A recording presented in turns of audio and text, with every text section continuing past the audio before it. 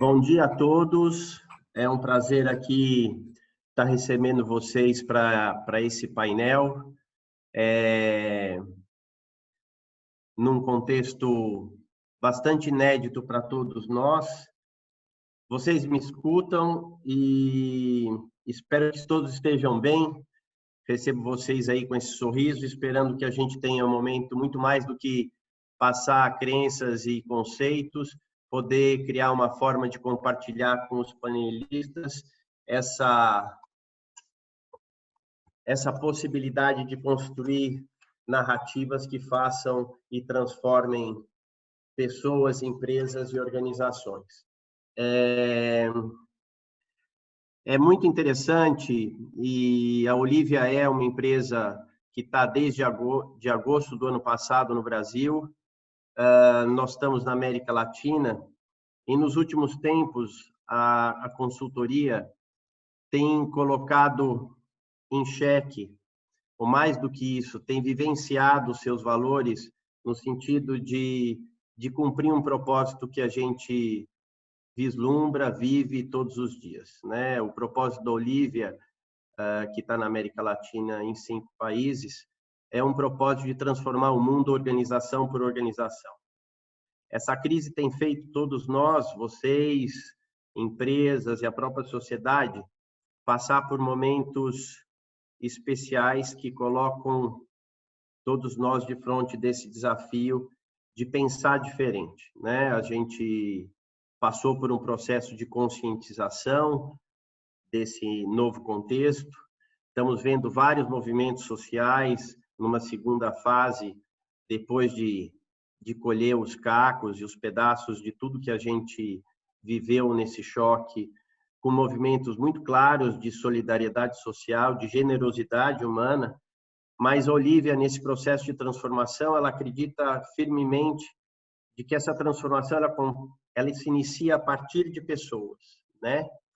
E iniciando a partir de pessoas, a gente acredita que a principal razão da gente estar aqui é como que nós engajamos, mobilizamos e sensibilizamos as pessoas para esse novo contexto, mas não mais respondendo à crise propriamente dita, mas à forma como nós estaremos no futuro, né? Então, é por essa razão que muitos de vocês que estão participando, eu conheço pessoalmente e imagino que compartilham dessa intenção de criar algo que possa construir uma nova narrativa para esse processo de retomada, não só econômico, mas para retomada social, né?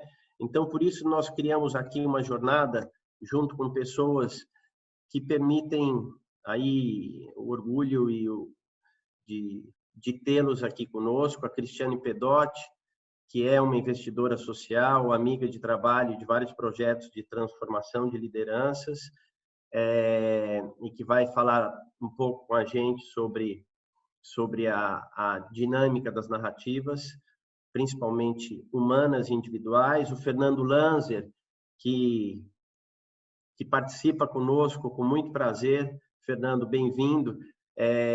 Nos conhecemos desde o início dos anos 2000 em processo de transformação organizacional e que está hoje vivendo na Holanda, então falando com a gente aí, com certeza, no período da tarde já. E o Luiz Buono, que é um companheiro de jornada com o qual a gente compartilha posicionamentos de marcas e empresas que possam fazer diferença não só no mundo dos negócios, mas também na sociedade como um todo, né? Narrativas de relacionamento com clientes e com o mercado que podem trazer diferenciais nesse momento tão especial, né? Para facilitar um pouco a nossa jornada, eu gostaria de deixar um pouco claro como é que vai ser a dinâmica da nossa conversa, né? Nós estamos falando aqui em 3 grandes blocos de discussão, né? Eu vou estar facilitando aqui com a Cris uma discussão, principalmente do ponto de vista dos indivíduos e do que ela tem sentido e a gente tem sentido dentro da percepção das emoções e a criação de narrativas pessoais que sejam positivas e impulsionadoras de mudanças individuais, e a gente vai compartilhar, provavelmente, em 5 minutos depois da conversa minha com a Cris, com os outros painelistas.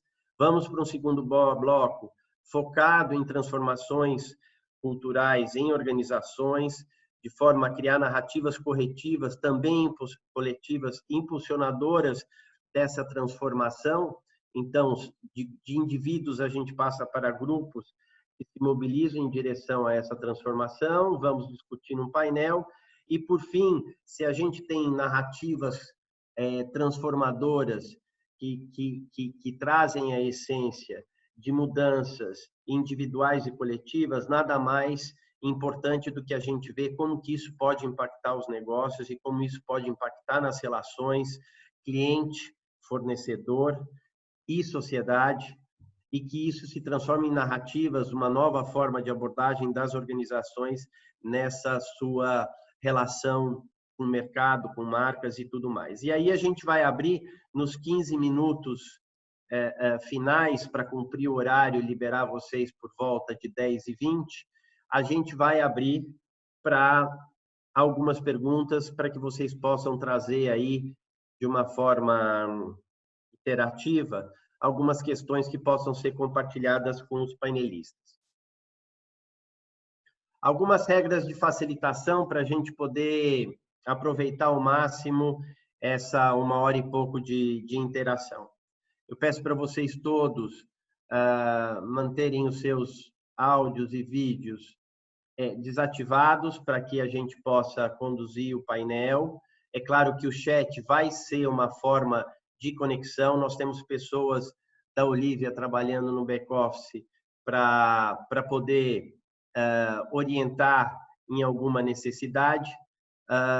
Com elas também, se houver alguma questão, vocês, por favor, façam o seguinte: como nós vamos deixar as perguntas para o final, eu pediria que vocês colocassem as perguntas e durante a apresentação, mas que levantassem a mão na parte final, exatamente colocada isso, para que eu possa ter uma priorização, pelo menos visualizar quem colocou perguntas e facilitar um pouco a gestão da gente daqui, né?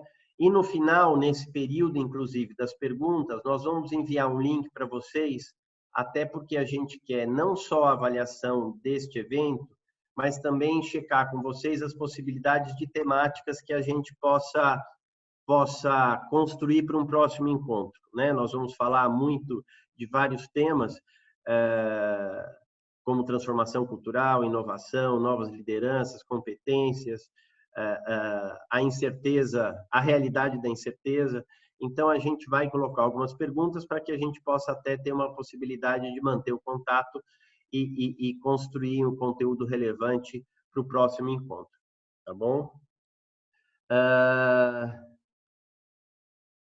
Que contexto a gente está vivendo hoje, né? Eu sei que muitos de vocês podem conhecer o que a gente fala de VUCA, de volatilidade, incerteza, complexidade e ambiguidade, mas o próprio VUCA, que é algo que nasceu aí dentro das tecnologias exponenciais, Singularity e tudo mais, ele passa por uma transformação, né? Tudo tem uma certa obsolescência que hoje o mundo coloca em xeque conceitos muito recentemente definidos, né? Então, a gente sempre tem visto, e eu vi esse frame que me interessa bastante, no sentido de que a volatilidade hoje, ela é trocada por visão. A gente precisa, a incerteza precisa de uma nova compreensão dessa crise, até porque as respostas, o que a gente descobre é que o novo normal é algo nada claro para todos nós, mas principalmente a forma como nós devemos colher os aprendizados desse momento é que podem nos impelir a tratar de forma diferente os assuntos que forem aparecendo.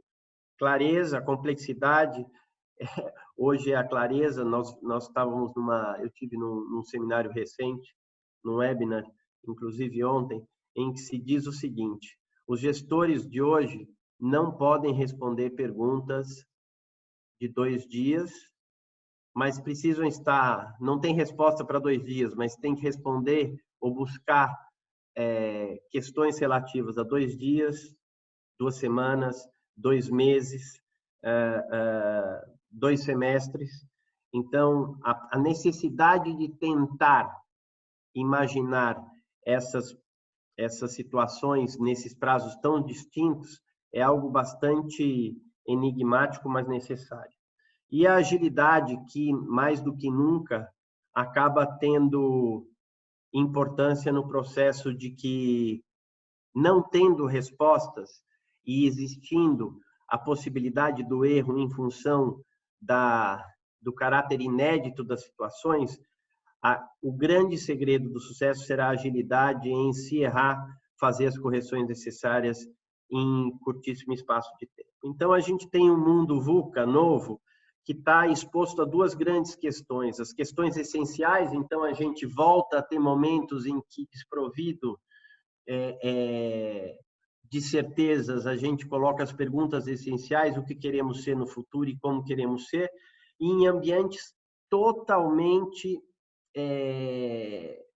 extremos, se eu pudesse dizer para vocês, no sentido de que nós estamos vivendo uma escassez de recursos, tempo, espaço, e mais do que nunca uma abundância de emoções, né? A possibilidade de imaginar que estávamos conectados e todas as ferramentas hoje tecnológicas disponíveis satisfaziam as nossas necessidades, hoje fica claro nos contextos de isolamento que nós não nos sentimos completos nesse momento. E mais do que isso, nós estamos vivendo um momento de uma simbiose do eu, da família, do trabalho e da sociedade como um todo. Você dentro de casa, você tem todas essas dimensões, personalidades, essas personas vivendo simultaneamente, se misturando, invadindo espaços e que têm que ser, de certa forma, manejados como a gente nunca imaginou antes. E aí,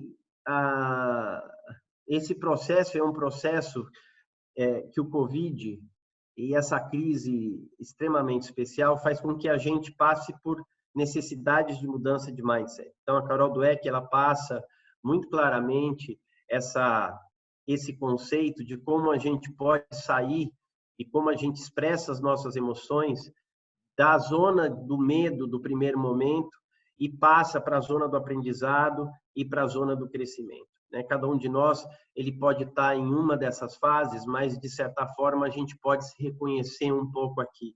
O grande segredo é a forma como a gente transita e sai mais íntegro do ponto de vista humano dentro do contexto de aprendizado para fazer um processo muito mais amplo de crescimento, né?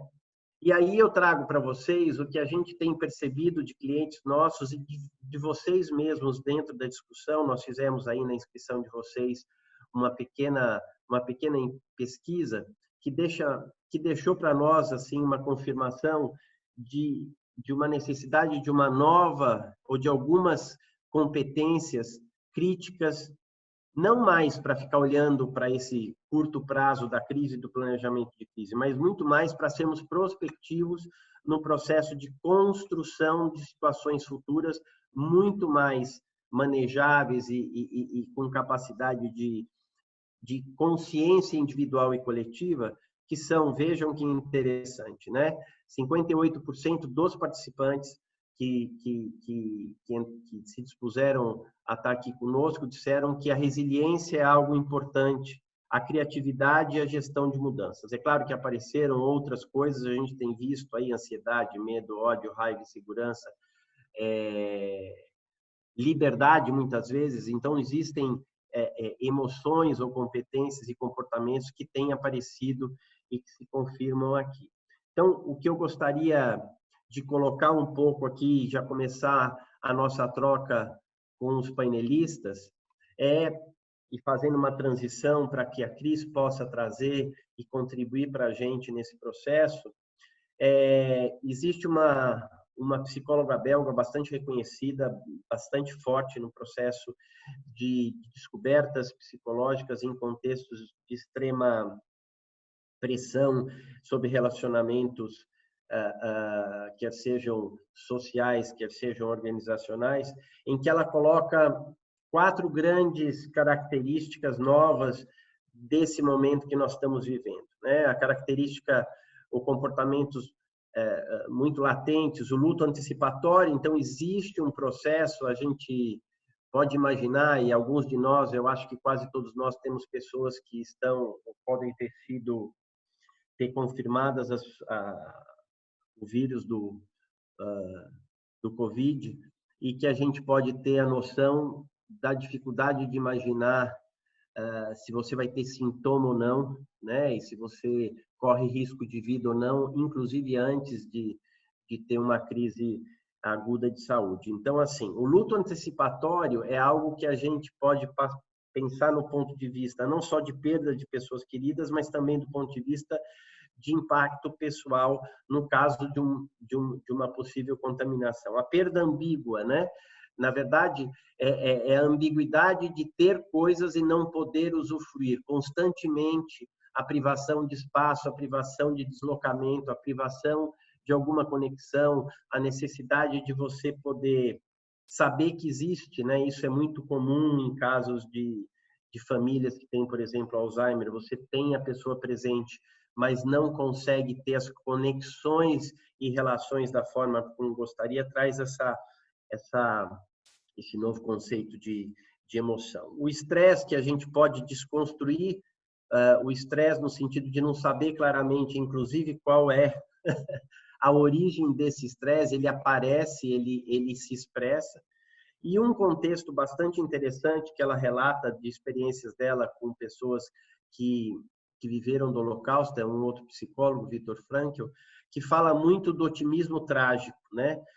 Mais do que ser positivo hoje, as pessoas que estão passando melhor nesse processo de contenção emocional ou na crise, elas têm a capacidade de ser otimistas e manter a esperança dentro desse contexto, porque elas sabem que existe uma saída. Então, a pessoa, apesar de ter um contexto de extrema privação emocional, física, ela consegue dizer para ela mesma que permanentemente existe uma saída, né? E dá algumas recomendações a Esther. Ela fala sobre, né, resistir ao pensar muito prospectivamente, né? A projeção é interessante, é algo que a gente fica buscando pensar como vai ser o futuro e definir de uma forma muito clara, não vai ser possível. Então, não tente olhar o futuro de forma tão rígida, com fronteiras tão definidas. Busque, crie e compartilhe, né? Passe a compartilhar, a contar histórias, e aí a gente volta para o nosso tema da narrativa, né?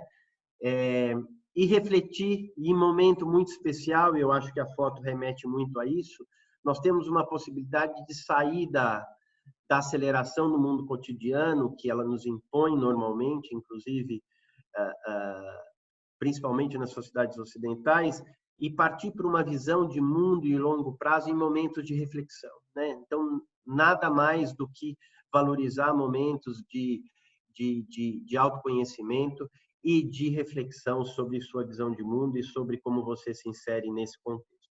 Então, como a Cris tem trabalhado muito com executivos e desenvolvimento de pessoas de uma forma bastante holística, eu gostaria, eu acho que abro para você, Cris, a questão que a gente coloca, que é como que caminhamos na sabedoria da incerteza, né? Como que nós podemos continuar a avançar e dar passos num contexto tão incerto que a gente não vislumbra, inclusive, quando vai acabar.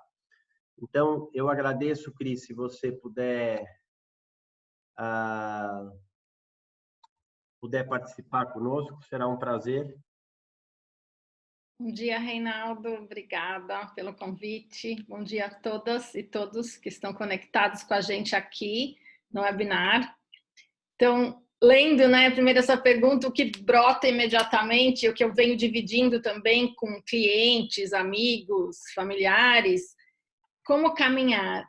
é dando um passo de cada vez, né? Então, essa imagem ela é bem ilustrativa. A criança não vai sair de onde ela está e chegar lá em cima num salto, né, quântico. Talvez se ela tivesse superpoder, não conheço. Mas então, o que eu venho percebendo é muito importante, principalmente nesse cenário, né, de tanta incerteza, a gente olhar que passo que eu posso dar agora, da onde eu tô. E a pergunta com relação às narrativas, o que eu venho também trabalhando com as pessoas no meu entorno, é começar pela pergunta de que história que eu estou vivendo e qual que é o meu papel nessa história. Então, antes, né, a nossa situação pré-pandemia, muitas vezes a gente atuava no mundo e cada hora num papel, às vezes num papel como mãe ou como companheira, profissional, amiga, e eu atuava, eu fazia isso me deslocando, né, para palcos diferentes. E agora esses palcos eles estão justapostos na sala das nossas casas, né? E aí começa a vir essa ansiedade. E aí o convite para a pergunta, tá? Nesse momento, talvez eu tenha que estar me desdobrando em vários papéis. Como é que eu consigo dialogar com as pessoas com quem eu estou interagindo? Quando eu estou sozinha, né? Em momentos que eu vou estar sozinha, como é que eu consigo fazer uma autorreflexão? E aí, não sei, Renato, você quer que eu siga falando? Você quer me trazer Não, perguntas? eu acho, eu acho que o que eu imagino, e a gente conversou um pouco antes, é muito a possibilidade, como é que você tem visto as pessoas, enquanto indivíduos, não independente de como executivos ou nas suas vidas pessoais, a convivência entre essas dimensões individuais, grupais, e como é que isso tem impactado do ponto de vista de propulsão para essa nova entrada? Quer dizer, quais são as dúvidas? Como é que você vê isso? Tá. Uma primeira coisa que está saltando aos olhos, né, numa primeira camada das pessoas já imaginando esse porvir dentro desse novo contexto, é uma sensibilidade muito maior para perceber as emoções. O que está vivo? Então, eu observo que a gente está saindo de um lugar, eu quero controlar as minhas emoções, para perceber, porque elas estão tão escancaradas nesse momento de contenção, né, física, de deslocamento, que as pessoas estão naturalmente fazendo esse movimento. Tá, eu estou percebendo que eu estou com raiva. Talvez antes da pessoa se dar conta da raiva, ela fizesse algum movimento, algum deslocamento e não entrasse em contato com isso. Então, agora as emoções elas estão emergindo. E quando isso acontece, uma outra coisa que está bem presente, as pessoas estão daí no momento seguinte acessando uma segunda camada que é da vontade. Diante dessa emoção que eu estou percebendo, o que eu tenho vontade de fazer? E que ação, que passo, né? O que eu posso fazer diante dessa vontade? Então, esse é uma das coisas que eu tenho visto. Uma segunda é que as pessoas também estão se dando conta qual que é o seu biorritmo. Então, se reconectando com a sua essência humana, conseguindo quebrar esse modus operandi que a gente vinha vivendo do operacional, né? Eu sou uma máquina, eu sou uma peça numa engrenagem, eu tenho que me deslocar para o meu trabalho no horário X, no horário Y, e as pessoas se dando conta qual que é o ritmo que me traz mais saúde, que me traz mais qualidade. Como é que eu consigo, em alguma medida, implementar isso? Tem algumas pessoas que sim, têm uma situação de maior privilégio, têm mais liberdade para organizar, e quem tem essa situação de privilégio e liberdade está encontrando muito mais satisfação. E, por último, o que vem ficando bem palpável, né, é a questão do que é prioritário, o que eu posso abrir mão, coisas que 40 dias atrás, 50 dias atrás ficavam me assombrando, e agora as pessoas estão se dando conta que são absolutamente relevantes. E o que é muito bonito, linkando, né, a primeira parte que eu falei da vontade com isso do que é relevante, as pessoas estão se reconectando com seus sonhos. e vendo que os sonhos são possíveis, que o que antes elas talvez estivessem entendendo como realidade não era tão real e tão concreta assim. E estão começando nessa coisa de que história eu estou vivendo, perceber que sim, existe o poder de eu criar novas realidades. É interessante o que você fala, porque eu vou jogar agora um pouco para os outros painelistas, eu já liberei o áudio de vocês. Eu me lembro que quando eu fiz um slide que está oculto aqui, eu me lembrei de um filme, e o nome de um filme que se chama Tão Longe, Tão Perto e Tão Longe. Na verdade, eu pensei em Tão Longe, Tão Perto, até por causa dessa possibilidade de ter pessoas tão aí como participantes ou panelistas. Nós estamos extremamente próximos através de uma câmera de computador, e que talvez seja a única forma de nós nos encontrarmos, né? Tem pessoas que eu conheço, mas outras que não. O que eu gostaria de contar e perguntar para o Bono e para o Fernando é exatamente, do ponto de vista deles, como é que é o conviver com a incerteza. Eu estou falando com uma pessoa que está em Amsterdã e estou falando com outro que está aqui no Brasil, mas assim, em contextos até do ponto de vista de mudança de ambiente de trabalho, né, Bono? Como que vocês veem essa incerteza, até dessa característica, o Fernando vivendo num outro país, com uma outra abordagem, né, de achatamento de curva, abordagem cultural, de abertura e fechamento de comércio? Como é que vocês veem essa incerteza, a sabedoria da incerteza? Oi, Reinaldo. Legal te ouvir. Cris, Fernando, enfim, muito bom estar aqui com vocês, né? Eu, na verdade, eu tô inserido, eu estou aqui numa casa de praia, né, no meio do mato, e o próprio fato de eu estar participando de um seminário internacional, de uma maneira totalmente informal, à distância, facilitado pela tecnologia, né, mostra que essas incertezas que estão acontecendo estão por trás de um novo normal, de um novo futuro que está emergindo, né? Da mesma maneira que a Cris falou, né? A Cris abriu muito bem, né? Ela perguntou assim: que histórias eu estou vivendo, né? Qual o meu papel nessa história? Então, a partir desse lugar que eu estou, totalmente informal, totalmente fora de um padrão, eu queria jogar, por exemplo, até isso para o universo das marcas, né? Nesse mundo novo que está começando a nascer, onde os padrões acabam sendo quebrados, tanto é que o próprio fato desse seminário estar acontecendo assim é uma quebra de padrão, né? Que história a marca ou a empresa está vivendo? Que história, qual é o papel da marca ou da empresa nisso tudo, né? Basicamente, eu enxergo uma enorme oportunidade, uma enorme possibilidade de as marcas e as empresas começarem não trabalhar de uma maneira reativa ao que está acontecendo, mas elas assumirem o protagonismo, assumirem a liderança de que futuro eu quero construir. Porque eu acho que nessa incerteza toda, alguém precisa assumir a liderança. Eu acho que as marcas, as empresas, pelo poder que elas têm que ter esse poder, elas podem ter esse poder muito mais comprometido com o mundo que está querendo nascer, porque a gente tem visto, nossa, mobilizações pessoais, assim, eu vejo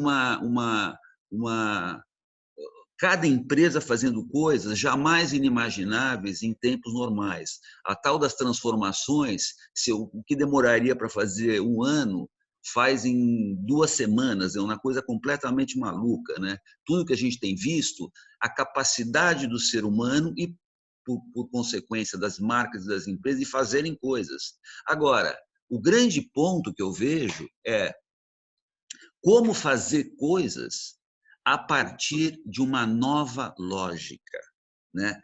Porque As empresas vinham atuando, estão atuando, fazendo coisas, fazendo ações, a partir da lógica, vamos dizer, da velha produtividade, da velha crença, premissa, otimizar tempo, otimizar recursos, fazer o profissional trabalhar até o limite da sua exaustão.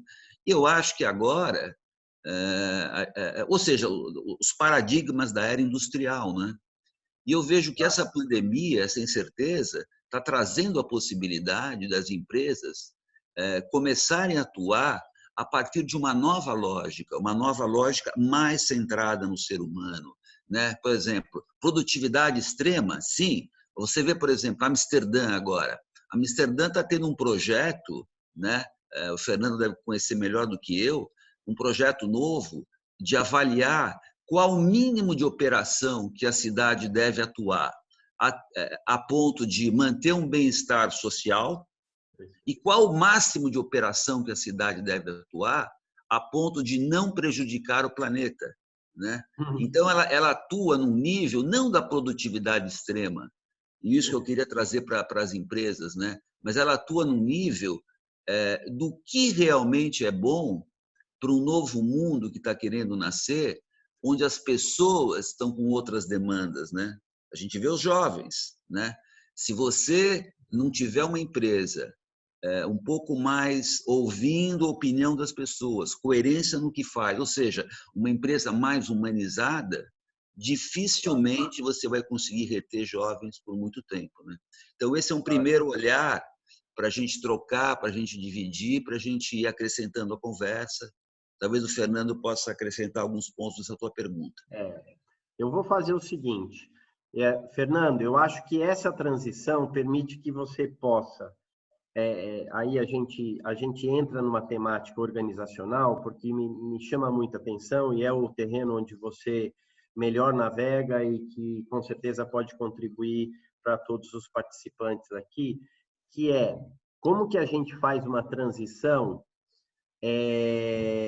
da narrativa individual, né? Imaginando as novas marcas saindo desse contexto da incerteza para criar vamos dizer assim, um engajamento mais humanizado das suas marcas, mas existe um caminho no meio, né? A gente na Olivia usa muito o processo de que existe com alguns de nossos clientes, que para ter resultados melhores, as ações precisam ser mais efetivas. Para as pessoas fazerem o melhor dentro dessas ações, você precisa ter crenças que sustentem isso. E as crenças são resultado de reforços de experiências transformadoras que frequentemente toquem e mudem as crenças limitantes anteriores. Resumindo, indo agora de baixo para cima, é como se a gente fizesse o contrário, né, Fernando?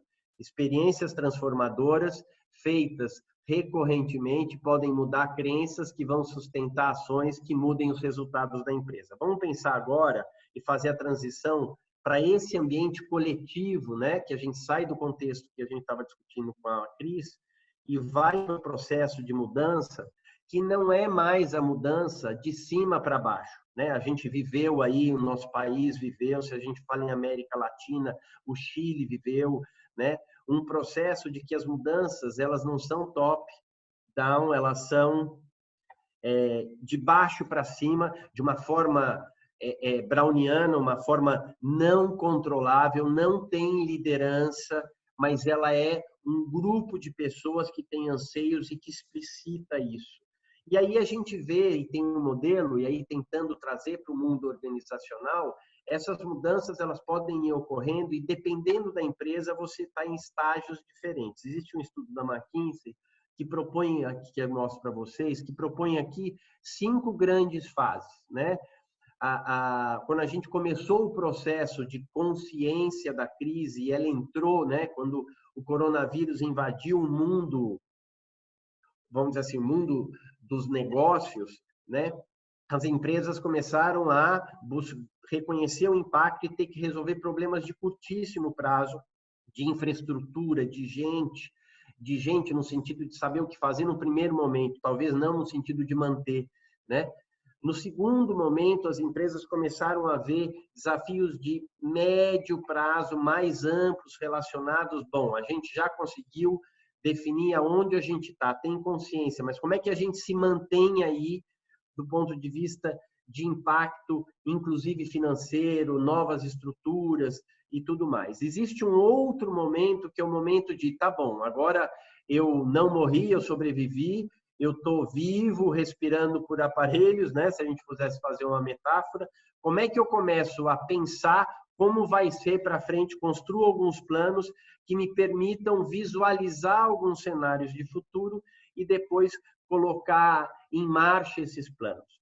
Nesse sentido, a gente começa a ter que imaginar o novo, que é a quarta etapa, e como é que as organizações podem reinventar partes ou totalmente o seu negócio para retomar o mercado. E, no final, é a efetiva colocação no ar de coisas ou ações, ou posicionamentos, ou soluções que possam estar orientadas a esse novo contexto visualizado, eventualmente, a partir da fase 3. O que a gente pesquisou, compartilhou com clientes e fez uma pesquisa com vocês, a gente chega numa figura que no momento que a gente está, e eu acho que isso é muito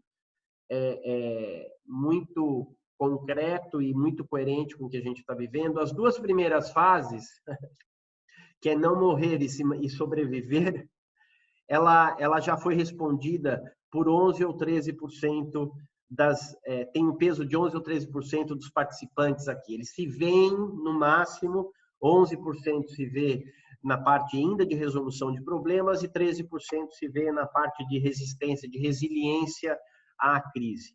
A gente já tem 25%, por exemplo, 21% das empresas que a gente pesquisou na fase de retomada e de planejamento desse novo normal.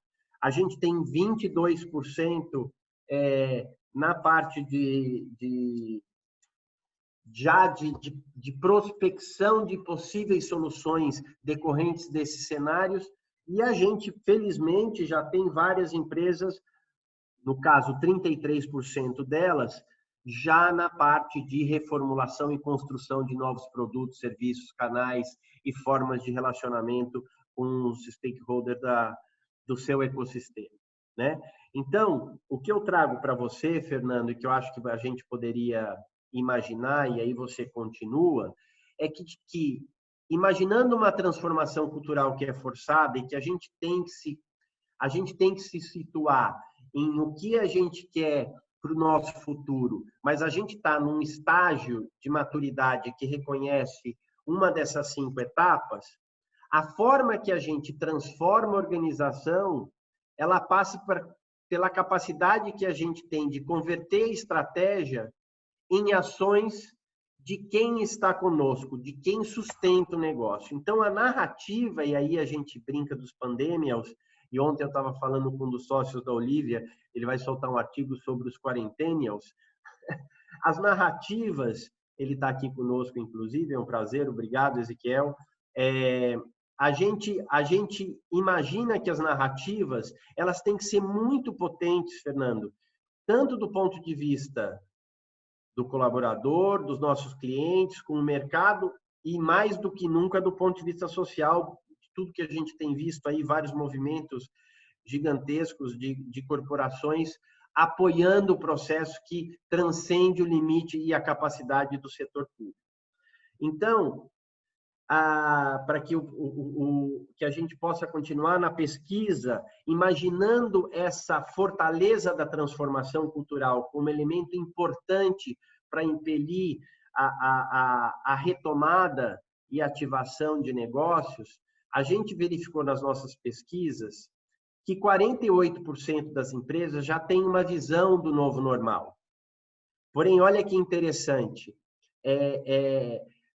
se a cultura ela não está preparada, aqui eu faço uma correção, 17% diz que a sua cultura está preparada, é o inverso do que está aqui e eu coloco para vocês. 83% dizem que a cultura atual ela não impulsiona as necessidades do negócio para o novo normal.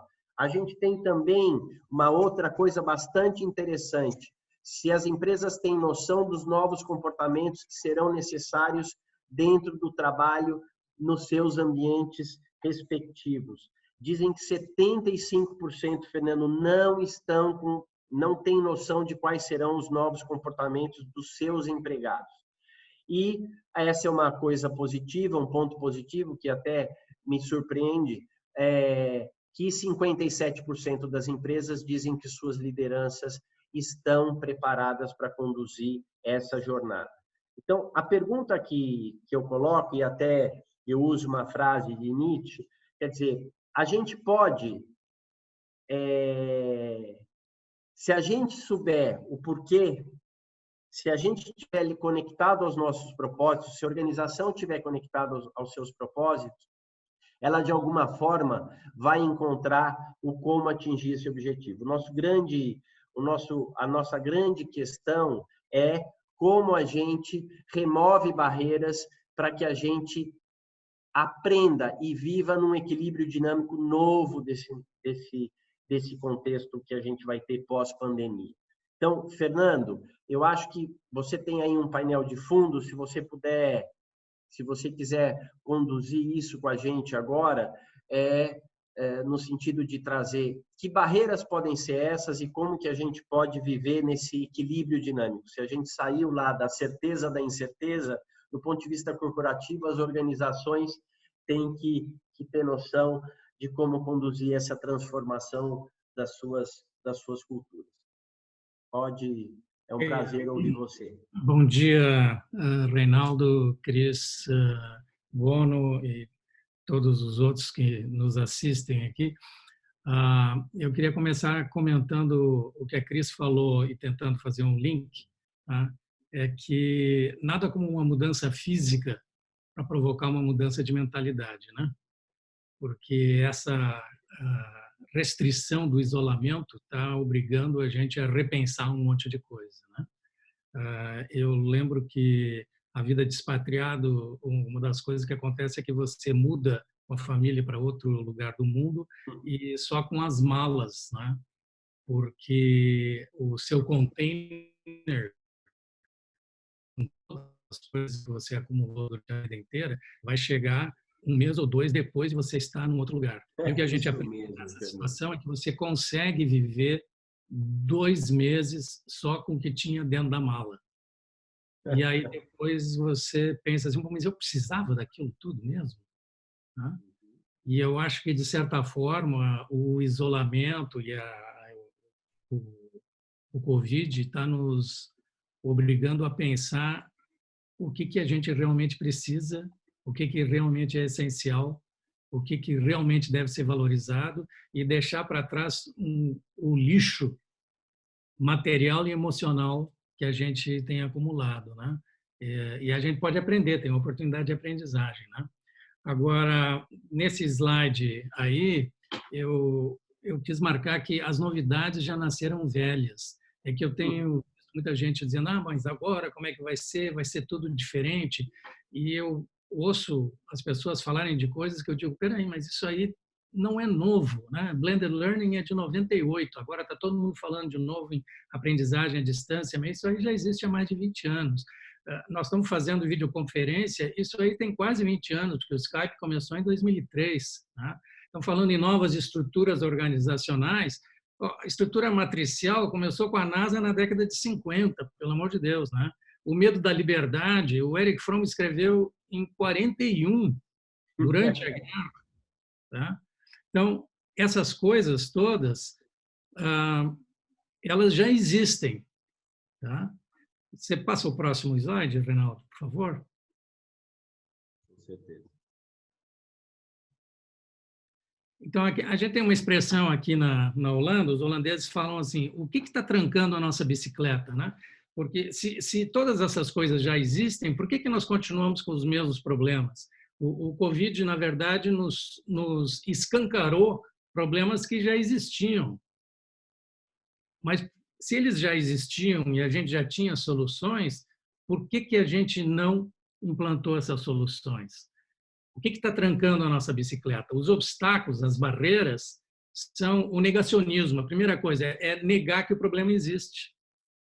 Achar que não, mas o Covid não é tão grave. Não, mas esse negócio de isolamento, a gente tem que... Não, a gente acaba com o isolamento e vai voltar tudo ao normal. Isso é negar o problema, né? E a gangorra é a gente achar que se resolve assim, bom, ou você tem isolamento ou você não tem isolamento. Não é tão simples, é muito mais complicado do que isso. Não é 100% preto e nem 100% branco. Tem nuances e nós precisamos aprender a lidar com todas essas nuances. Tá? Outra coisa é a infantilização, principalmente na nossa cultura no Brasil. Existe uma tendência das lideranças políticas e das lideranças empresariais de tratarem os funcionários, os colaboradores, como crianças. Né? Então, acharem assim, não, nós temos que resolver e o pessoal vem atrás. O que a gente precisa é acabar com isso e começar um diálogo verdadeiro e tratar as pessoas como adultos. Tá? Uma outra barreira é o que eu chamo de delegação ascendente. Delegação ascendente é delegar para cima. Adorei. Os funcionários, o povo, tem a mania, principalmente na cultura brasileira, que é muito hierárquica, de delegar para cima. Né? Então, por que o Brasil perdeu a Copa do Mundo de 2014? Foi culpa da Dilma. Porque tudo que acontece, a gente bota a culpa no governo, qualquer que seja. Por que nós estamos tendo dificuldade com o Covid? A culpa é do Bolsonaro. E assim vai. E dentro das organizações, a culpa é do presidente, do dono, do chefe, do meu diretor. A gente delega para cima. Nós temos que acabar com essa mentalidade, porque isso significa que, enquanto eu delego para cima, eu não faço nada. Porque não é culpa minha, porque não é responsabilidade minha. E isso faz com que a gente volte sempre aos mesmos problemas, que a gente não implemente as soluções que a gente já tem em mãos. Outra barreira é a ignorância, e a ignorância no sentido assim, de que nós não sabemos quem nós somos, o que nós somos e o que nós queremos ser. Você falou naquele slide ali que tinha a cotação do Nietzsche, a foto do Martin Luther. Foi proposital, foi proposital. Eu sei, a gente falou sobre isso. Deve ter gente achando ali, pô, mas eu nunca tinha pensado que o Nietzsche era um negro, né? Mas, enfim.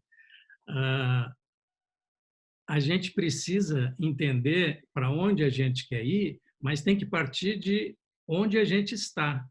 Aí a gente vai achar o como. Eu vejo isso como um triângulo. Você tem que entender o propósito e qual é o ponto de partida, para então elaborar o como. É simples, mas é difícil. Né? Muitas vezes o mais simples é o mais difícil. Né? Então, essa conversa com as pessoas, tratando elas como adultas, tem que ser em torno desse triângulo. Quem nós somos, quem nós queremos ser e como é que a gente faz para chegar lá. E um dos problemas que a gente tem, outra barreira, é a anomia. Né? Anomia, ausência de valores. A gente não tem valores. A gente, nos últimos 50 anos, destruiu uma série de instituições na sociedade, no mundo inteiro. Né? A igreja está em crise, os políticos estão em crise, não só no Brasil, no mundo inteiro. A classe política, eu acho que nunca esteve tão desvalorizada no mundo inteiro como agora. Então, existem coisas como estar disposto a morrer pela pátria e pela família, que há 50 anos atrás as pessoas efetivamente estavam dispostas. Hoje em dia, não mais. E o problema é que nós acabamos com esses valores e não criamos outros para substituir. Por isso o que a gente vê, na verdade, é uma ressurgência do conservadorismo, é tentar voltar para aquilo que a gente via antes, né? Quando a bandeira nacional representava alguma coisa realmente forte e mobilizante. Então, é uma reação à falta de novos valores. Nós precisamos conversar mais para criar novos valores. Isso tudo leva a uma passividade, né? E se você começa a negar que o problema existe, a desenvolver uma visão de preto ou branco, né? se colocar numa posição de criança, porque os líderes te colocam nessa posição.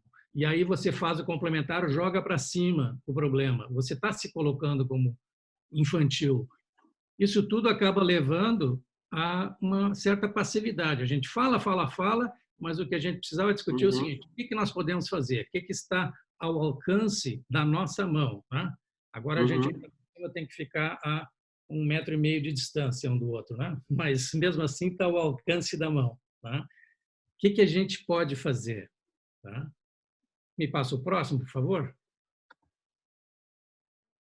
Então, para o pessoal da chefia, né, a principal barreira é abrir mão do controle. Quando eu faço processos de transformação cultural, o primeiro desafio é convencer o CEO, ou dono, de que ele pode abrir mão do controle, que ele não vai conseguir controlar tudo, 100%, ele já não controla hoje, e num processo de transformação cultural precisa haver mais participação, ele precisa abrir mão disso, desse controle. Estar mais disposto a inovar e a arriscar. Arriscar, inclusive, perder mão do controle total, que, diga-se de passagem, é uma ilusão, mas você tem dificuldade em convencer o CEO dessas coisas, né? Vamos para o próximo? Sim. Para a galera, tá? É importante desenvolver o protagonismo, quer dizer, ao invés de ficar num papel passivo, você precisa se tornar protagonista. O que você vai fazer?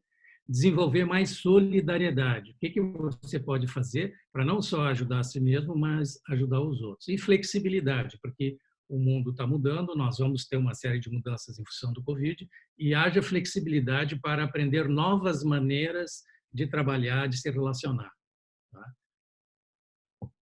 O último dessa série, por favor.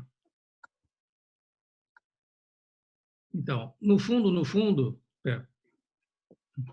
deu. No fundo, tudo isso, para mim, se reduz a duas coisas essenciais. Desenvolver pensamento crítico para todo mundo, né? Os chefes, para os subordinados, para políticos, para o povo em geral, para todos nós. Nós precisamos desenvolver mais pensamento crítico, que é de pensar, discutir, conversar, ao invés de simplesmente seguir ou esperar que alguém nos aponte o caminho, mas vamos nós desenvolver pensamento crítico e inteligência emocional. Aí toca no que a Cristiane estava falando, né?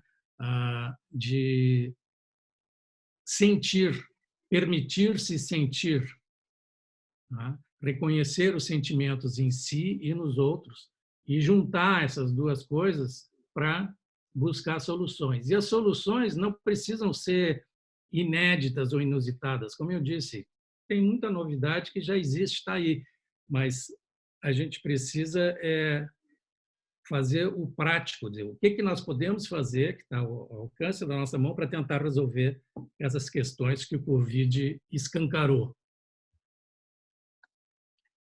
Ok, Fernando, muito obrigado. O que a gente... Eu já estava coletando aqui algumas perguntas depois do bloco que eu vou compartilhar com o Bono. Eu acho que esses pensamentos do Fernando, no sentido de novo, eu acho que a organização, e algumas delas estão fazendo essa lição, independente das ações, da avaliação do impacto das ações, internamente, no sentido de repensar. O Harari diz muito claramente que o momento da crise, Fernando, ele é o momento em que talvez esse aflorar de emoções e essa necessidade faz com que a gente vá para problemas que a gente nunca antes abordou como deveria abordar nas organizações, né? A gente está então evitando. É uma grande forma da gente poder não bloquear os processos de transformação, ao contrário, acelerar esse processo. Por quê? Porque a participação das pessoas em função da latência dessas emoções e do interesse de participar, e se você abrir a porta, pode ser um grande impulsionador da transformação organizacional, né? Eu não sei se você concorda com isso, e aí colocando o Bono e a e a Cris na linha, é como que a gente pode, onde está essa possibilidade de ativar o processo de construção de planos conjuntos para esse novo contexto? Será que as lideranças estão? A minha preocupação é se a gente tem ciência das mudanças que são necessárias e quais seriam os grandes, do ponto de vista de vocês, as grandes mudanças, Fernando, que poderiam ser promovidas no sentido de discutir essas alternativas com as lideranças das organizações. Olha, eu quero voltar para a Cris, porque eu acho que a mudança começa com o próprio líder, né? Você quer mudar a sua organização? Se olhe no espelho. E o que você precisa mudar em si próprio para se tornar a força transformadora da sua organização? E pegando, obrigada, Fernando, o que o Fernando trouxe, né, sobre estamos vivendo sem valores, e aí para os líderes, será que eu estou vivendo sem valores ou estou vivendo sem me dar conta de quais são os meus valores? O que é importante para mim? Como é que eu faço esse resgate? E os valores, eles são construídos, né? Eles são percebidos ao longo da nossa trajetória individual a partir do momento que eu olho para a minha própria história. Eu olho para a história da minha família, eu olho para a história da comunidade na qual eu cresci, da escola na qual eu estudei. E aí, naquele contexto, pode ser que tenham valores que me foram passados, mas que não conversam com a minha identidade. E aí é um exercício bem difícil, né, na vida adulta. Como é que eu rompo com algo que era um valor importante para pai, para mãe, para, sei lá, professores, figuras de autoridade, mas que não me representam, ou da minha cultura. Alguns movimentos, né, de pessoas que mudam de país é porque a cultura, os valores expressos, manifestos, né, naquele país de origem, não reverberam com a essência, com a identidade, né, do indivíduo. E agora tem o X da questão. Obrigado, Cris, Fernando, porque tem um X da questão, né? Se você tem as organizações cujas culturas não estão preparadas para esse novo contexto, se eventualmente os comportamentos expressados a gente também desconhece como eles vão ser impactados com esse novo contexto, e a gente precisa falar com os clientes, a gente precisa interagir, né? Eu me lembro de uma organização, eu tive orgulho de trabalhar e ser diretor na Cor. Eu não sei se tem algum participante ainda aqui, representante do grupo, mas era muito interessante quando a gente foi fazer um trabalho de marca, e aí eu vou fazer o link com o Bono. A gente fez um trabalho de marca que o presidente me pediu o seguinte: se as pessoas antigas chorarem e as pessoas novas rirem, você fez uma boa campanha. A segunda coisa a melhor marca de uma empresa são as pessoas que nela trabalham. Isso, para mim, eu jamais esqueci e acho que isso é a grande tradução, né? Eventualmente, as incoerências, os ruídos de comunicação, elas acontecem muitas vezes muito mais pelo meio, pela pessoa que faz, do que às vezes pela mensagem, né? Então, a gente tem uma possibilidade hoje, né? Como é que a gente tem esse contexto humano de pessoas que estão se descobrindo, líderes que não sabem tratar com os novos comportamentos? Como é que a gente vai fazer a empresa colocar mensagens para os clientes? E aí eu fico pensando em varejo, como é que o varejo trata isso, no sentido de que eu tenho um novo empregado que está no balcão, que é o mesmo ainda, mas que nesse balcão tem um novo cliente. Como é que vai acontecer essa relação? Como é que é essa arena, esse momento da verdade, né? E aí a gente tem um slide que é o seguinte: se a gente considerar que a maioria das empresas, se a gente considerar e chamar aqui que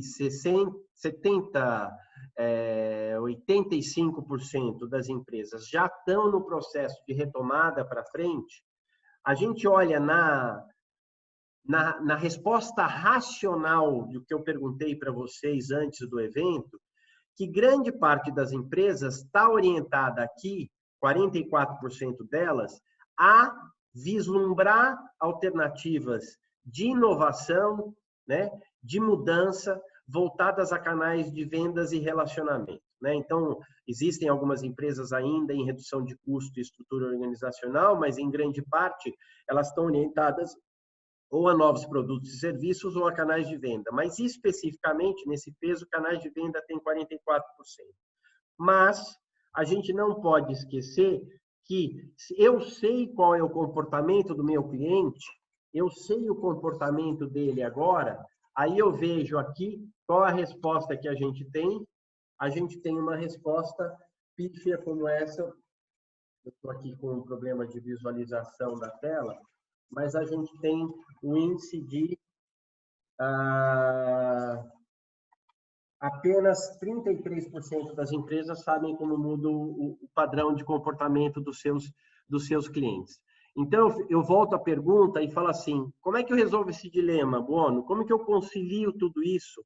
Né? Quando você está falando com um cliente que não sabe ainda e está querendo imaginar o cenário do ponto de vista real, mas nem conhece o seu cliente e vai posicionar a sua marca e vai posicionar novos serviços para os seus clientes. Vamos lá, Reinaldo. Eu queria iniciar minha fala do ponto que o Fernando trouxe, né? Que ele trouxe muito bem aquela questão de que tudo já existe, né? E se tudo já existe, né? Eric Fromm, a NASA, enfim, se tudo já existe, como os holandeses dizem, o que está travando a nossa bicicleta, né? O que está travando? O que esse líder precisa entender que está realmente travando a bicicleta? Quando eu falo a bicicleta, eu falo de marcas e falo de empresas, né? Eu vou trazer aqui, para ilustrar o que eu quero dizer, uma entrevista que está rolando na internet do Nelson Piquet para esqueci o nome da jornalista de automobilismo, está bombando no YouTube, enfim, porque o Nelson Piquet não fala muito e quando ele fala realmente dá audiência e tal. Mas o mais interessante dessa entrevista não é exatamente o conteúdo, né? O mais interessante é a forma como o Nelson Piquet ele interage nessa entrevista, porque ele é antítese do que as marcas normalmente fazem. Ele é o espontâneo, ele é o autêntico, ele é a verdade, né? E ele não se acanha em falar a verdade. Ele usa a verdade e a autenticidade como uma coisa dele, uma verdade dele. Tanto é que ele tem muito sucesso. Quando ele fala, todo mundo quer ouvir, né? Porque não é uma fala pré-fabricada, né? É uma fala realmente autêntica, né? Então, eu sinto que quando a gente começa a olhar o que está acontecendo nessa quarentena, a gente vê que as marcas estão aprendendo direitinho como se comunicar nesses tempos. Você vê, por exemplo, não só as marcas, mas o mundo do entretenimento. Você vê Ivete Sangalo fazendo apresentação de pijama, você vê a Heineken fazendo campanhas mostrando os erros que as pessoas cometem ao usar o celular e fazer uma live. O que acontece, né? O próprio fato, como eu falei agora há pouco, de eu estar falando aqui do meio do mato, ou seja, traz um jeito, um potencial novo, um jeito novo das empresas e das marcas se comunicarem. E não só se comunicarem, mas de serem, da forma de agir, de uma forma de agir muito mais verdadeira. E por que eu acho que... Eu acho o seguinte, eu acho que durante muitos anos o modelo foi um modelo pré-fabricado, o modelo, puxa, eu vou lá fazer um pronunciamento, quase que as marcas e as empresas fazendo pronunciamentos através da propaganda, através da assessoria de imprensa, através das mensagens que elas enviam para os sinais que elas enviam para o mercado. E eu acho que está chegando o momento, agora, principalmente com a pandemia, escancarando as verdades na nossa cara, de essas marcas fazer o marketing da autenticidade, só que de verdade. E eu digo isso não apenas no trabalho de comunicação, mas no trabalho, na interação pessoal, né? de verdade, colocar a legitimidade, a verdade das interações na frente da jornada. É muito interessante, por exemplo, eu atendo há muitos anos clientes, né? E, normalmente, quando você pega os clientes mais ligados ao mainstream, os clientes mais ligados às grandes corporações, mais a conversa é engessada. Mais a conversa... E aí, quando a conversa é engessada, o que ela leva para o mercado é engessado. E quando você conversa com clientes donos, clientes mais que estão ali na linha de frente, vivendo a dor, sentindo as necessidades reais da empresa, a conversa é mais franca, é mais direta, mais objetiva, né? Então, eu acho que nós estamos com uma enorme oportunidade das marcas mudarem a dinâmica de atuação. É quase que, não só as marcas, né? É quase que eu dizer para você, que para todos nós, que um novo modelo de capitalismo precisa emergir, né? Não só o da produtividade a qualquer custo, mas o do ser humano no centro da jornada. Daí, eu estava outro dia num seminário, né, falando dessas coisas, do ser humano na frente da jornada.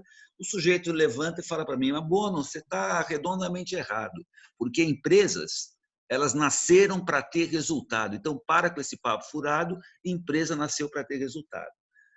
Repara o seguinte, resultado, desde que o homem existe, a gente tem que trazer resultado, de um jeito ou de outro. Resultado para nos alimentarmos, resultado para nos divertirmos, resultado de conseguir as coisas, né? Só que o jeito não precisa ser mais aquele jeito, vamos dizer assim, da exponencialização do resultado como um modelo mecanicista. Mas sim uma exponencialização do resultado como um mundo feito para melhorar seres humanos, né? Eu sempre acreditei, né, que agora acho que é uma grande oportunidade. Repara o seguinte: a gente passa 10 horas por dia dentro da organização, dentro dos negócios do trabalho. É uma tremenda fonte de idiosincrasias humanas. E é quase que uma grande terapia se você olhar por outra lente, né? Então, vamos utilizar o local de trabalho como um local de crescimento humano. E as lideranças, a própria empresa, aceitando isso, né? Aceitando que a conversa agora é via de duas mãos, estamos aqui todos para crescer, né? Esse é o principal resultado da empresa, o crescimento humano, a valorização do ser humano e, como consequência, vamos trazer bens materiais, bens, né, produzidos para se alimentar, para se divertir, para andar, para correr, mas com essa inversão, né? Eu acho assim, é uma nova lente que a gente tem que olhar. E eu reparo que, por exemplo, se você pegar hoje a pandemia, as empresas ainda estão fazendo coisas que aparentemente são boas, mas com a lente do passado, quase que uma lente, puta, no final do dia, o que eu levo de vantagem nisso, né?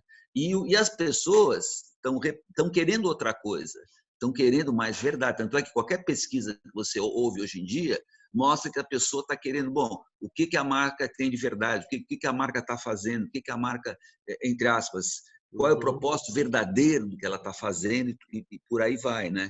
Então, se eu tivesse uma frase para fazer, eu diria o seguinte: empresas, marcas, não vamos apenas sermos reativos ao que está acontecendo. Empresas e marcas vão assumir um papel. Olha, não tem essa de agora eu sou reativo ao que está acontecendo. Eu vou fazer acontecer o que eu acho importante fazer acontecer, né?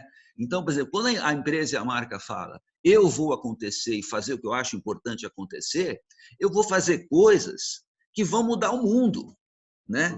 Se você abrir a lente. Coisas importantes, coisas bacanas, coisas relevantes, né? E aí parar de querer achar que certas coisas ligadas ao indivíduo são poesia, né? Porque quando você fala a palavra amor, esperança, só fica bonito na propaganda, porque na hora que você põe nos números, isso não existe. Não, tem que mudar, né? A empresa tem que saber que a marca, ela está... eu até tinha comentado no briefing ontem, né? que a marca ela sai de um papel de olhar para a sociedade e ela está de mãos dadas com a sociedade, ela está dentro do grupo da sociedade, ela está fazendo acontecer junto com a sociedade. Então, ela é quase que aquele papo, o que é a empatia? Empatia não é você olhar a dor do outro e dar um conselho, é você sentar ao lado e falar, puta, estamos sofrendo juntos, né? Estamos sofrendo juntos. Então, acho que se a gente conseguir essa coisa de empresas e marcas empáticas e companheiras, né, realmente protagonistas do novo, quase que seria um reflexo de toda a reflexão individual, que a Cris comentou bem, que história eu estou vivendo e qual é o meu papel nessa história, passe também para uma reflexão corporativa, empresarial, de negócios. Qual é o meu papel nisso tudo e que transformação e qual é meu papel nessa, o que é o meu papel nessa história, né? O que eu vou querer mudar e fazer isso tudo mais. Então, a resumo da minha crença meu olhar é o seguinte: vamos parar de agir de fora para dentro, né? Então, eu vou dar o seguinte, né? Você chega, por exemplo, eu fui na escola e eu aprendi com o Philip Kotler a fazer marketing, né? O Philip Kotler, ele resumiu experiências que ele teve, que ele estudou, que ele aprendeu e colocou num livro. Se eu vou seguir aquele livro, basicamente eu estou negando a minha alma, a minha essência. Tipo assim, qual o olhar meu, original meu, né? É como você chegar para mim e falar, olha, Bono, eu vou te provar por A mais B que o caminho é esse. Eu viro para você e falo, não, você está extremamente correto. O teu executivo está extremamente certo, só que não. Como assim? Só que não. Não, só que não, porque eu sinto que não é isso. Eu percebo que não é isso. Para mim, pelo menos, para a minha marca, para o meu, né? E aí você começa a trazer uma verdade da tua marca. E aí você começa a mudar o mundo, porque você não é mais o politicamente correto. Você é o cara que faz o que você acredita. Por isso que eu gostei tanto da entrevista do Ayrton Senna, do Nelson Piquet. Então, mais ou menos esse é o meu olhar, assim, que eu acho que poderia acrescentar aí nessa conversa que a gente está tendo. Ótimo. E aí nós estamos indo para o final do nosso webinar, mas antes, primeiro, eu acho que o pessoal de suporte vai mandar um link para vocês, mas eu queria fazer um fechamento. A gente viveu aí esse momento e abertura para perguntas, tá bom? Eu vejo aqui, eu vejo 3 perguntas, eu vejo a Jussara, a Lígia e a Thaís. Vamos ver se a gente consegue responder uma ou duas dentro do tempo de vocês. Eu sei que é difícil administrar isso e também vocês podem sair.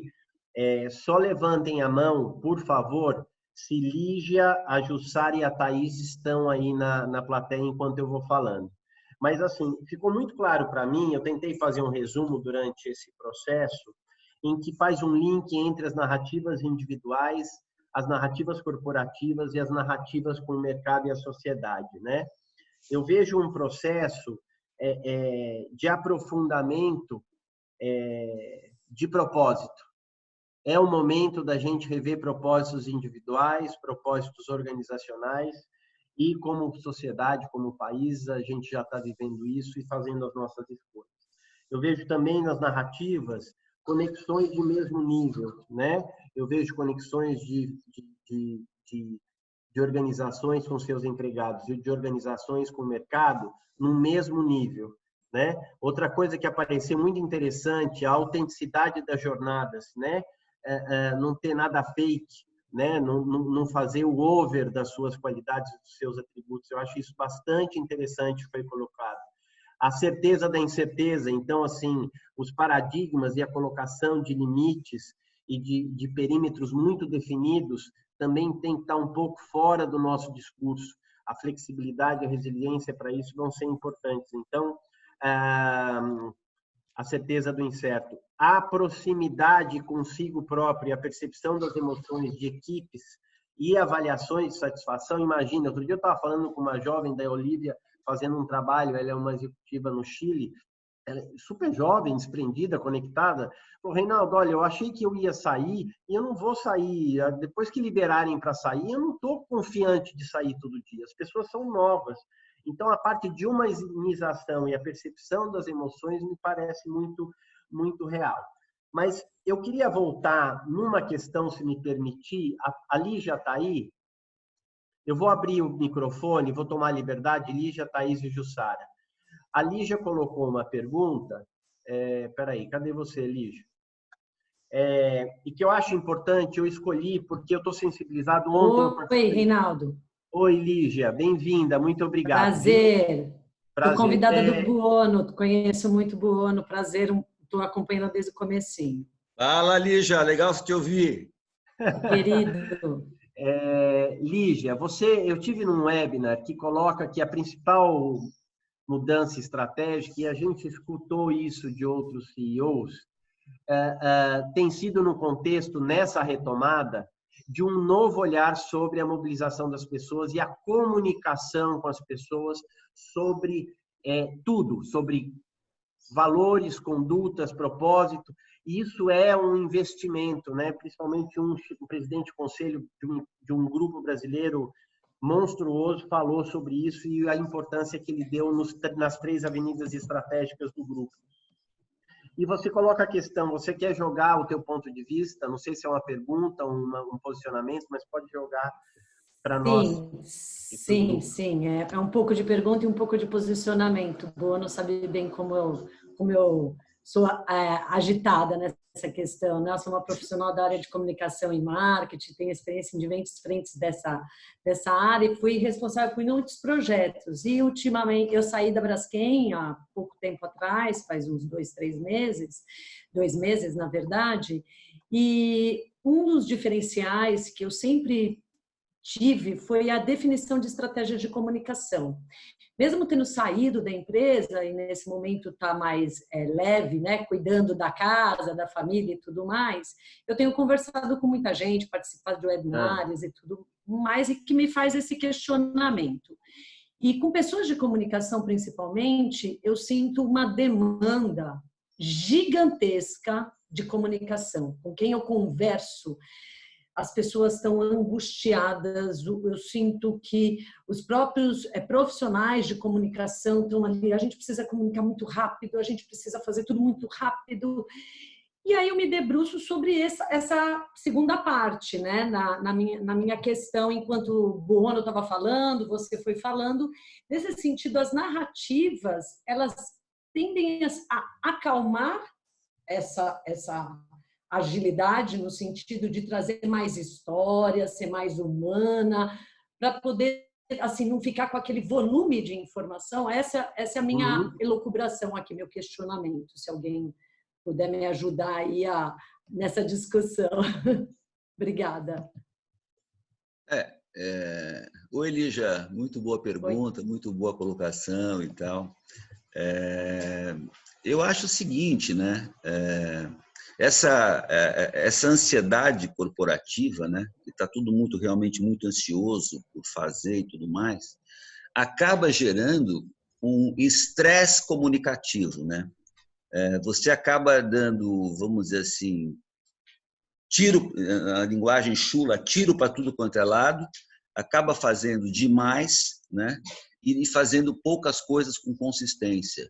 Se você for ver, na hora que você coloca um projeto no ar, né, com uma narrativa bem montada, uma mensagem bacana, uma coisa que realmente fale com a alma, o coração das pessoas, você vai ficar visível por muito mais tempo, você vai saltar aos olhos das pessoas, você vai passar uma imagem bacana do que quem fica metralhando e não tem uma estratégia por trás, né? O que eu mais sinto hoje, quando eu falo com clientes, é o seguinte, é isso que falou, eu tenho 200 mil coisas para fazer, mas como que eu faço, como eu concateno, como eu faço isso virar uma conversa com o mercado, né?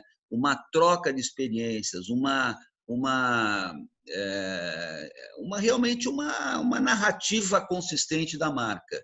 Então, se você fica atropelado pelo que um fala, que o outro fala e que o outro fala, você acaba sendo um gestor reativo que não vai ter você o controle da comunicação da tua empresa. Então, eu acho que hoje juntar o planejamento, ou seja, a estratégia, junto com a originalidade e a autenticidade da mensagem é o pilar certo para você não se perder nesse mar de coisas que está todo mundo querendo fazer e acaba não tendo o resultado que a gente precisa. É a minha visão. Queria complementar o que o Bono está trazendo, do ponto de vista do indivíduo, né? E o Bono trouxe bem a coisa, a comunicação envolve troca. E na troca eu tenho que estar conectada, o que eu falo, como é que isso reverbera o que eu sinto, como é que isso impacta no sentimento, na emoção da pessoa com quem eu estou falando. E nessa troca, se eu estou escutando, se eu sou a recipiente da comunicação, eu estou criando espaço interno para absorver, para processar, para me despir das minhas crenças anteriores e realmente abrir, criar um campo generativo para que algo novo surja a partir dessa comunicação?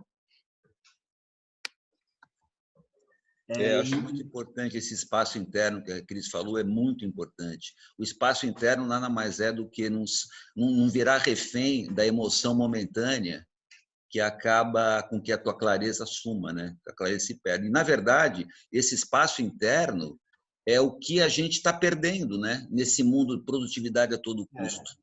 Porque se você para um pouco para olhar para a natureza, fazer uma meditação, para respirar um pouco, você tem muito mais condição de se abrir para um insight que vem de dentro de você, que é muito mais verdadeiro, do que acabar copiando o que o outro fez ou acabar fazer reativamente e não ter uma coisa mais fruto desse espaço interno. Gostei muito disso que a Cris falou. Eu só queria acrescentar que a gente precisa aprender a escutar. Comunicação não é só broadcasting, né? Então, Exato. Tem que escutar o mercado, tem que escutar os funcionários, tem que ser comunicação nos dois sentidos, né? Perfeito. Eu acho que estamos chegando ao fim, espero, antes de mais nada, agradecer a vocês, amigos e mais do que especialistas, pessoas de referência no mercado, Cris, Fernando e Bono, agradecer os participantes.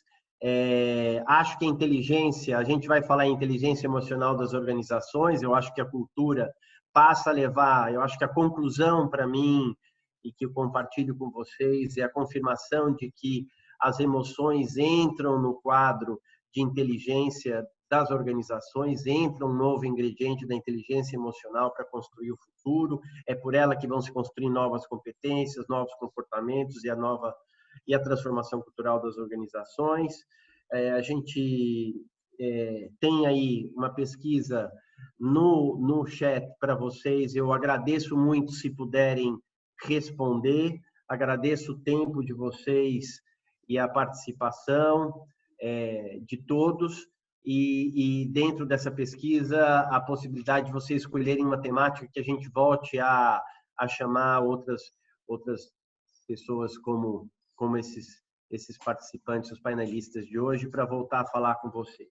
Eu desejo que essa abundância de emoções sejam positivas nesse processo, do ponto de vista individual, familiar, que vocês tenham aí um excelente final de semana, e em 4 línguas, nós estamos aqui em países, nós somos aí globais no sentido das emoções, únicos, e compartilhamos os mesmos valores, o mesmo momento, independente do local, e que vocês tenham, e que a Olivia possa voltar a falar com vocês, manter contato, porque a gente acredita que nós transformamos o mundo organização por organização. Muito obrigado, um excelente dia e um excelente final de semana.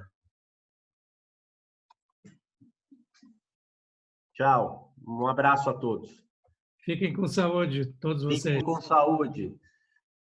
Tchau, tchau. Obrigada. Tchau, tchau, tchau, tchau.